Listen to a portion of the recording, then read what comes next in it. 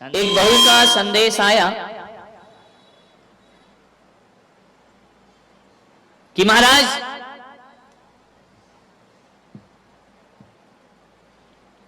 आपने कल बहुत कुछ बोला, थोड़ी हमारी भी विनती सुन लो। आपने बोला कि लड़ाई झगड़े की जड़ कोई है तो बहू है, थोड़ा बहुओं की पुकार भी सुनो। इनका बात तो सही है। मैंने कहा समस्या क्या है? बोली समस्या एक ही है। बोली समस्या एक ही है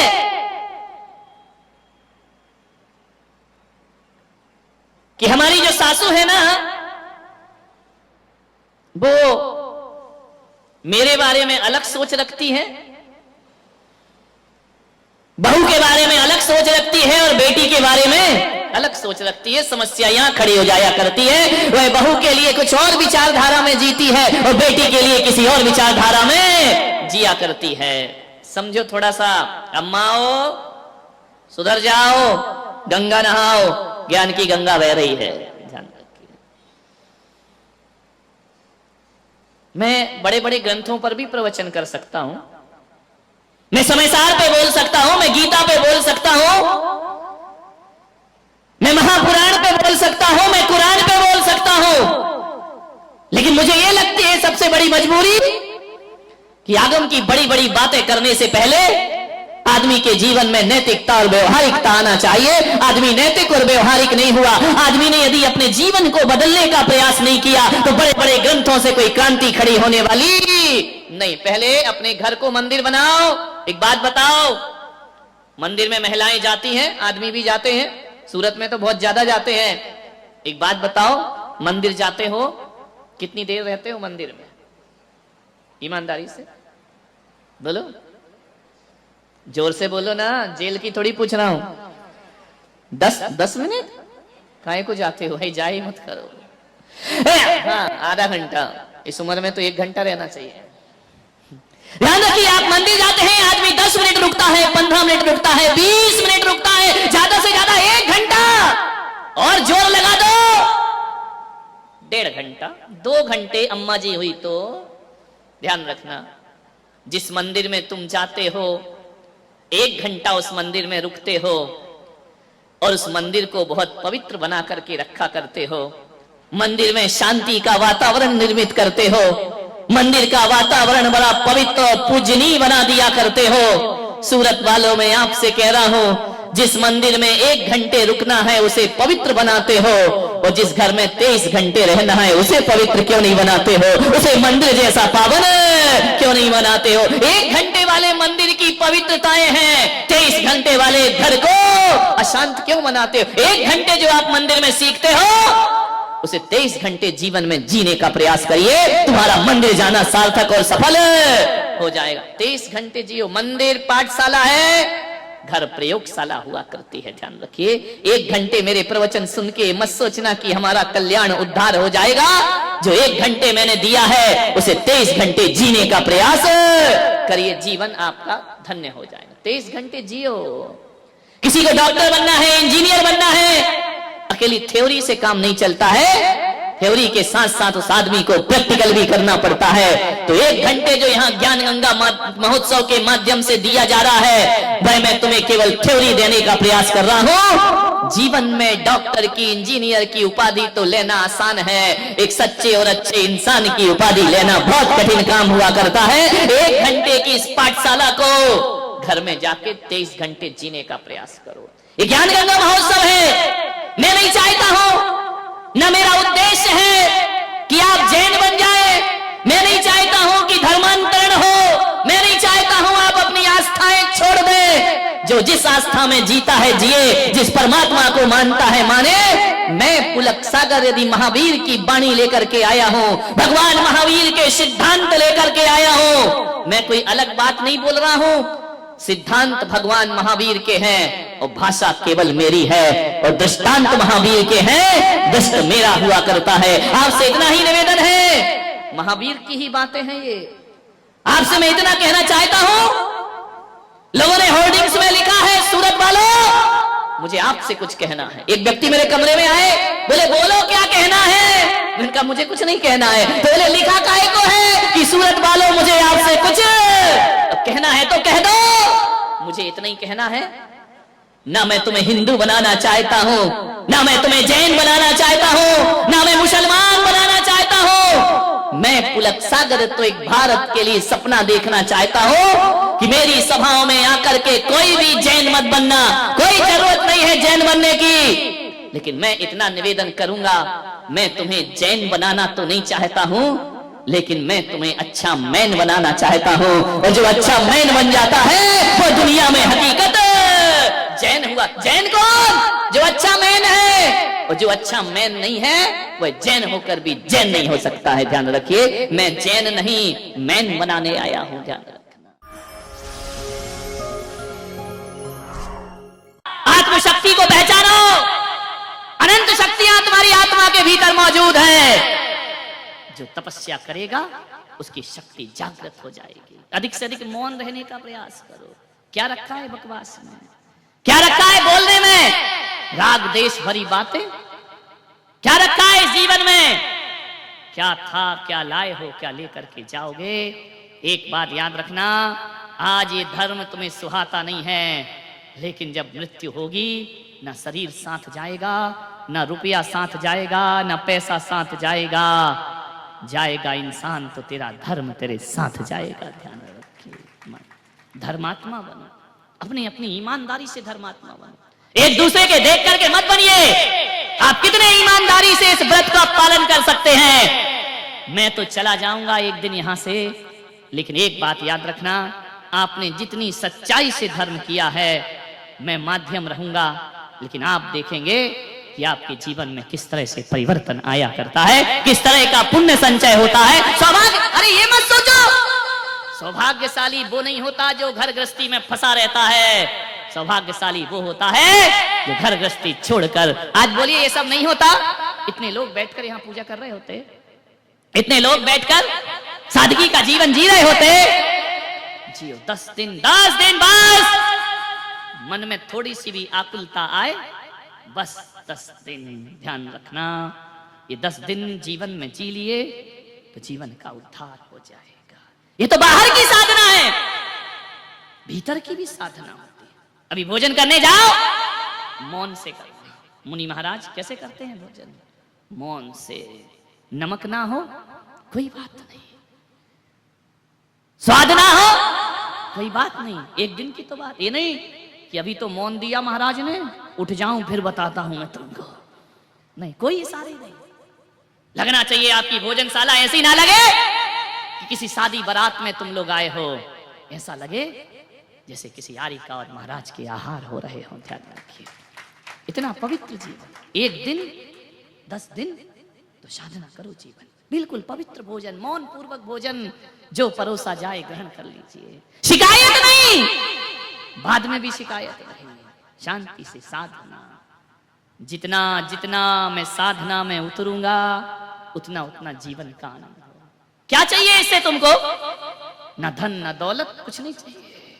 हे भगवान, इन 10 दिनों में कपड़े उतरे या ना उतरे, तुम्हारे ईश्वर उतर जाए हृदय में तो 10 लक्षण मनाना सार्थक और सफल हो जाए। क्या चाहिए? तुमने पा लिया सब कुछ, और क्या पाना है? पाना नहीं जीवन को, बदलना है साधना। पाना नहीं जीवन को, बदलना है साधना।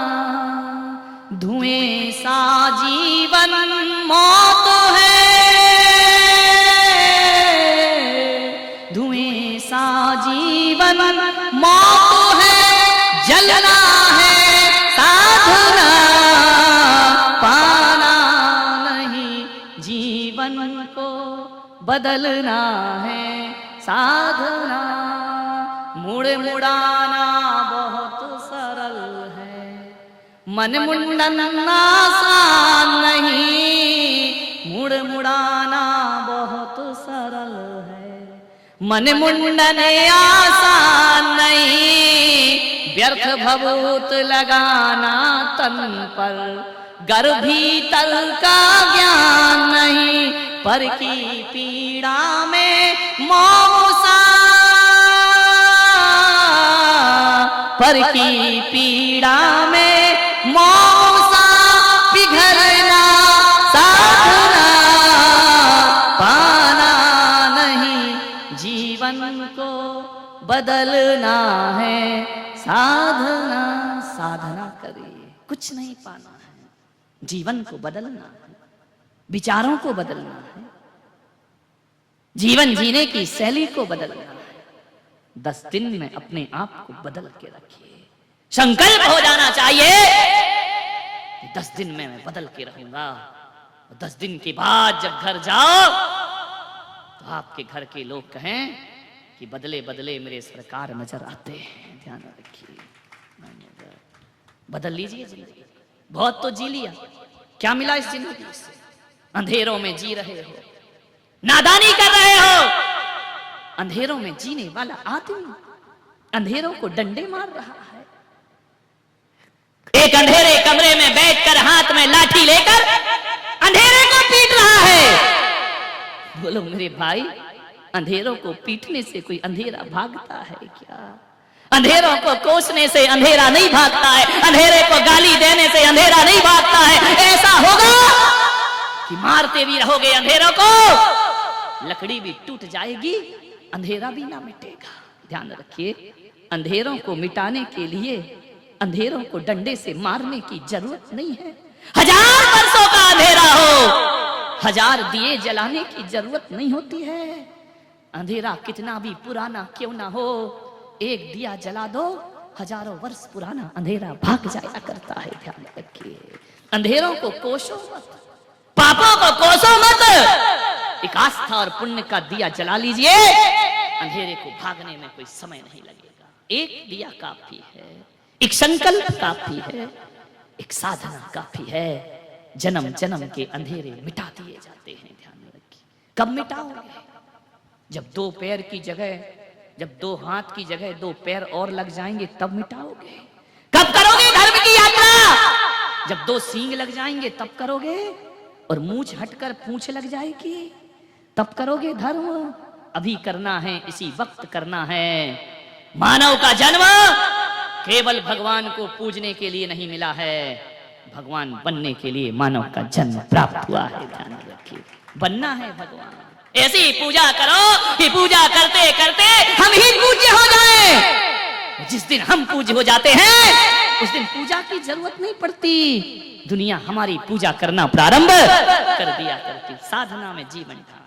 क्या होगा? घर जाओगे, कपड़े चेंज कर लिए, असंयम का जीवन जिया, कुछ मतलब नहीं। ध्यान रखना, याते तो कागा भलो, भीतर बाहर एक। ऐसे मत बनना कि बाहर से बगुला, भीतर से कौवा, भीतर से मन काला। नहीं, पवित्रता आपके जीवन का उद्धार होगा। कसायों को जीतिए, उत्तम क्षमा का धर्म है। क्रोध ने कब सुख दिया है जीवन को? क्रोध ने कब आनंद दिया है जीवन को? क्रोध बेहोशी से आता है, पश्चाताप पे खत्म हो जाया करता है। क्रोध की परिणति पश्चाताप है। सिवा पछतावे के कुछ नहीं मिलता इस क्रोध से, सिवा नुकसान के कुछ नहीं मिलता है। आज संकल्प करना कि शाम तक हम क्रोध नहीं करेंगे। ध्यान रखिए, कैसी भी परिस्थिति आ जाए शांति से जीने का प्रयास करें। कोई बात नहीं है, आहार करिए, भोजन करिए, समय है, फ्री है, यहां आकर शांति से बैठ जाओ। इस शांति का तपोवन बना दीजिए, इसे शांति वन बना दीजिए। किसी से मत बोलिए, भगवान के सामने आकर शांत बैठे रहिए, क्योंकि शांति ही जीवन का लक्ष्य हुआ करता है। एक व्यक्ति को जानता हूं, एक नई नई कार लेकर अपने घर में आया, कार को धो रहा था, साफ कर रहा था। छोटा सा बच्चा बाजू में खड़ा है। उस बच्चे ने, नादान बच्चा, अबोध बच्चा, उसने नाखून से कार को खरोंच दिया। पिता को बहुत क्रोध आया, उसने एक चाटा मारा बच्चे को। इतना आवेश, इतना गुस्सा, बच्चा रोने लगा। गुस्से में उस आदमी ने बच्चों के दोनों हाथ को पकड़ा और दीवार से खरोंच दिया, खून की धाराएं लग गईं, नाखून उखड़ गए उस बच्चे के। देखता है कि खून आ गया, गुस्सा उतरा, बच्चे को छाती से लगाया, मेरे बच्चे, मैंने क्या कर दिया तेरे साथ? खून मेरा दौड़ा दौड़ा गया, बदहाल हालत में अस्पताल पहुंचता है। डॉक्टर साहब, डॉक्टर ने कहा इस बच्चे की उंगलियों में खून क्यों है? बोले मेरे से गलती हो गई, क्रोध के आवेश में मैं कुछ ना कर सका, इसकी दीवार से उंगलियां रगड़ दी, उसकी उंगलियों में पट्टी बांधी गई। बच्चा लेटा है, बाप बैठा है वहीं, आंखों में आंसू भरे। बच्चे ने कहा कि पापा, मेरे नाखून वापिस आ जाएंगे ना? हृदय रो पड़ा, बाप का छाती फट गई। ये क्षणभर का क्रोध। बच्चे ने कहा पापा रोते क्यों? सच बताओ, ये नाखून आ जाएंगे कि नहीं आ जाएंगे? आपने उखाड़ दिए, कोई बात नहीं। अपने हाथ को दिखाता है कि पापा आप रोए नहीं, नाखून जरूर वापस आएंगे। लेकर के घर आया वो बाप, पलंग पर लिटाया, जाकर के उस गाड़ी में उसने 3-4 लातें मारी, पत्थर मारे। आज तेरी वजह से मेरे बच्चे के नाखून उखड़ गए। उस समय तो बाप का सीना फट गया, जब बाप देखता है कि जहां बच्चों ने खरोंचा था अपने नाखून से, मालूम है बच्चे ने लिखा था, पापा आई लव यू, मैं तुमसे बहुत प्यार करता हूं। धार धार खून के आंसू बहे। मान्यवर, गाड़ी को लात मारने से कुछ नहीं होता, गाड़ी पर पत्थर मारने से कुछ नहीं होता। यदि आज वो महावीर की उत्तम क्षमा जान गया होता तो आज ये दुर्दिन उसे देखने की कोई जरूरत नहीं पड़ रही होती। विचार करना है, हो जाती हैं गलतियां। क्रोध बड़ा भयानक है, क्रोध बड़ा निर्दयी है। क्रोध आते समय तो अच्छा लगता है, लेकिन जब जाता है ना, अंत पीड़ाएं हमारे हृदय में सौंप करके जाता है। आज मैं आपसे उम्मीद रखूंगा कि आप इसको बिल्कुल हल्के में नहीं लेंगे, इन सफेद कपड़ों को। आज इस शिविर को केवल मनोरंजन का साधन नहीं समझेंगे, अपने आप को आध्यात्मिक बनाने का प्रयास करेंगे। पर्यूषण बहुत आते हैं, जाते हैं, चले जाएंगे। 10 दिन इस मन को मार करके चलो। मन तो बड़ा नादान है, कहेगा चलो घूम आते हैं, चलो घर चलते हैं, चलो थोड़ा सा सो जाते हैं। मन बड़ा शैतान है। उस मन से कहना चुप, 10 दिन के बाद तेरी हर मुराद पूरी होगी। 10 दिन तो मुझे ऐसे जीना है जैसे जिनेंद्र भगवान की आज्ञा हुआ करती है। ध्यान रखिए, साधना करिए आराम से। घर जाते हो, जरूरी है, महिलाएं हैं, ऐसे जाना घर। जैसे अभी क्या करते थे, घर से चल रही हो, तैयार होकर मंदिर जा रही हो, कोई पूछता कि कहां जा रही हो, बस अभी गई, अभी आई, मंदिर जा रही हो, अभी गई। और अभी गई नहीं है, मंदिर पहुंची नहीं है, संकल्प काय का कर लिया आने का। आज उल्टा कर दो, यहां से कोई पूछे कहां जा रही हो, कि ना अभी घर गई और अभी जिनेंद्र के दरबार में वापस लौट करके आ गई। बदल दीजिए अपनी जीवन शैली, अभी घर गई और अभी वापस आई। ध्यान रखना, जो मंदिर के साथ व्यवहार था, अब 10 दिन घर के साथ वैसा व्यवहार करिए, तुम्हारे जीवन में परिवर्तन होने से फिर कोई ना रोक पाएगा। अभी जाओ, झटपट निपटाओ।